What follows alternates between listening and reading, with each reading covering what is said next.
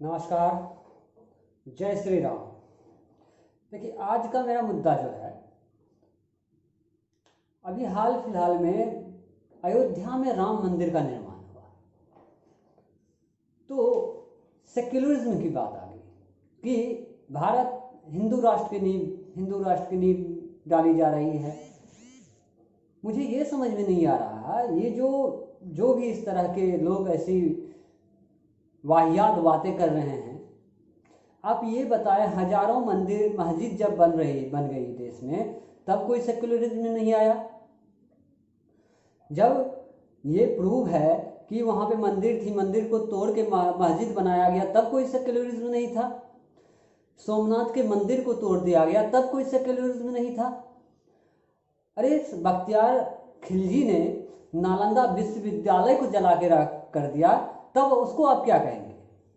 लेकिन एक जो मामला, मतलब जो सच्चाई की जीत है, जो सुप्रीम कोर्ट भी, जो तथ्य भी है, पुरातत्व विभाग हो या फिर जो भी तथ्य हैं, वो इसे सच मानते हैं अयोध्या में हुई घटित कांड को, और उन्होंने ये फैसला दिया कि नहीं, वहाँ मंदिर था और मंदिर बनना चाहिए। और जब मंदिर की अब नींव पड़ रही है, तो आपको सेक्युलरिज्म दिख रहा है, देश हिंदूवादी भी लग रहा है।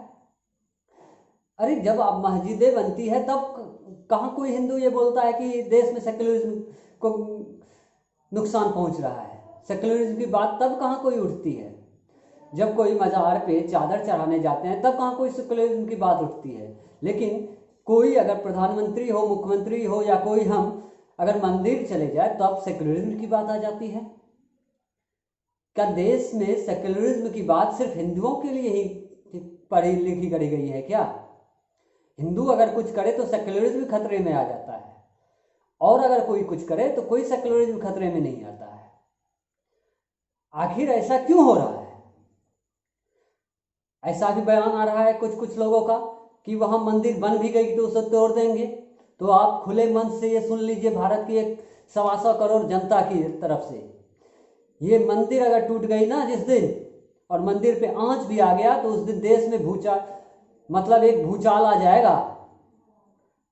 आप बहकावे में बयानबाजी कर रहे हैं, या उलटफेर की कुछ से कुछ बयानबाजी कर रहे हैं, तो अपनी जिह्वा को लगाम दीजिए। ये वही देश है, 1947 में जब देश का बंटवारा हुआ था, तो देश का बंटवारा किस आधार पे हुआ था? धर्म का आधार ही था ना।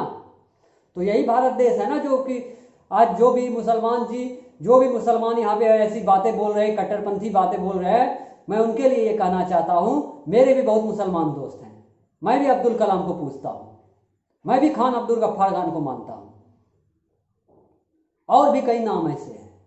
लेकिन मैं उनकी बात नहीं कर रहा हूँ, मैं उनके लिए बात कर रहा हूँ जो इस तरह की कट्टरवादी और हिंसा को भड़काने वाली बात करते हैं। मैं उनके लिए ये बात बोल रहा हूँ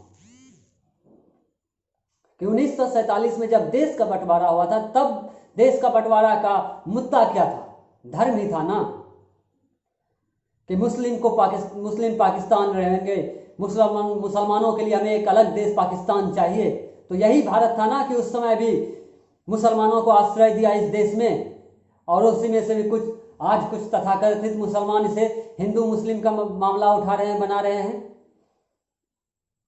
प्रधानमंत्री अगर अयोध्या मंदिर में भूमि पूजन में जाए, तो सेक्युलरिज्म खतरे में आ जाता है। लेकिन अगर कोई दूसरा नेता किसी मजार पे चादर चढ़ाने जाए, तब कोई सेक्युलरिज्म नहीं होती। मतलब सेक्युलरिज्म के लिए खाली हम ही लोग बने हैं क्या? तो ये बातें वो ही लोग फैला रहे हैं जो इस कट्टरपंथी, जो इस देश को दो हिस्से में फिर बांटना चाहते हैं, देश की अखंडता को जो फिर से विभाजित करना चाहते हैं, देश की संप्रभुता को, देश की भाईचारा को जो फिर से एक बार मिट्टी में मिलाना चाहते हैं। वैसे ही तथाकथित लोग इस तरह की बातें कर रहे हैं, और ये बात कान खोल के सुन ले। वैसे तथाकथित जो भी लोग हैं, जो भी नेता है, जो भी पॉलिटिशियन है, या जो भी ऐसे आम नागरिक हैं, ऐसे तथाकथित जो हिंसा को भड़काने भी वाली बात करते हैं, तो आप समझ लीजिए जनता उतनी मूर्ख नहीं है। और इस देश में अब कलाम जी को भी हम पूजते हैं, खान अब्दुल गफ्फार खान की भी पूजा होती है, उन्हें भी लोग नमन करते हैं।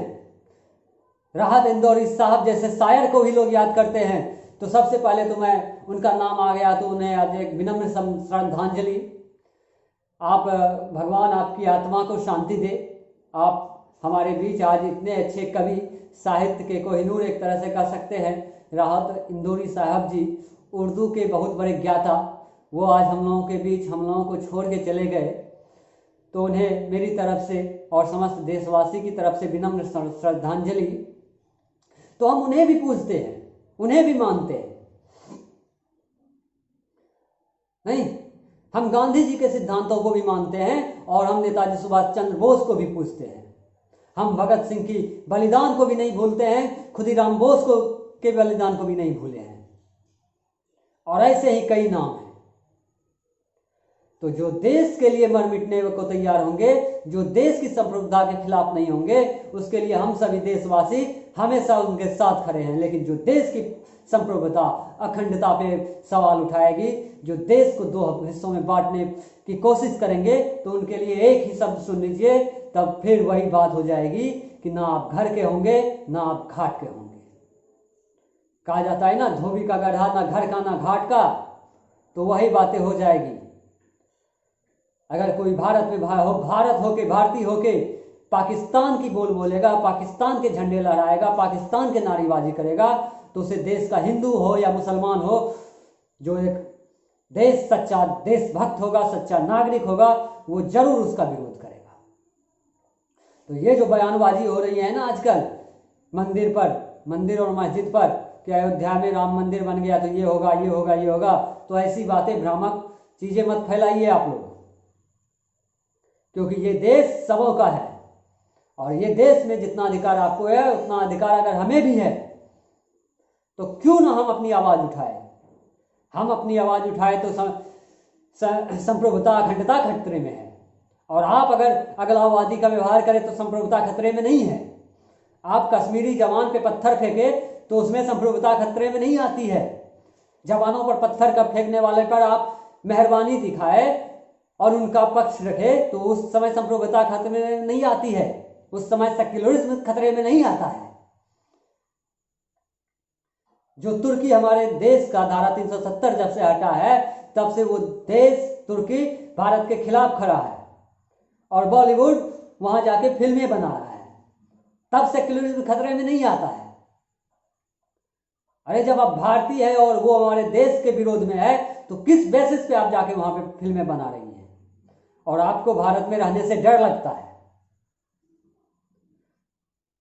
अखंडता की बात आ जाती है, नहीं, तब आपको भारत में रहने से डर लगता है।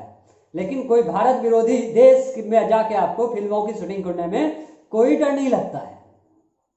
जो पाकिस्तान के साथ भारत के खिलाफ हाथ मिला के खड़ा है, उसके देश में जाके आपको फिल्मों की शूटिंग करने में कोई खतरा नहीं है। लेकिन भारत में थोड़ी सी अगर क्या कुछ हो गई, तो उसमें आपको और आपके बच्चे को खतरा लगने लगता है, आपका भविष्य खतरे में पड़ने लगता है।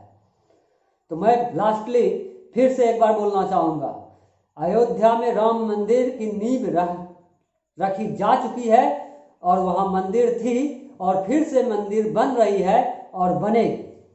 और इस पे अगर कोई कट्टरपंथी की अगलावादी वाली बात करेंगे, तो देश उसे कभी माफ नहीं करेगा। जय श्री राम।